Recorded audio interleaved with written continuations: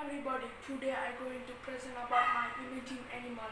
My imagined animal's name is Banicula. Banicula eats chili, carrot, rat and deer. He hunts always in the night because the night is the special night. He can see the animals very clear. The animals can't see Banicula because he is incredible. Okay, Banicula wants to talk to you. Listen. Hi everyone, I am Banicula.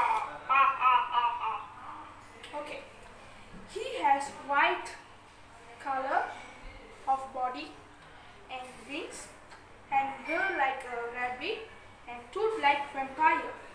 His nose like rabbit and eyes like lion. Okay, this is Anne. Thank you.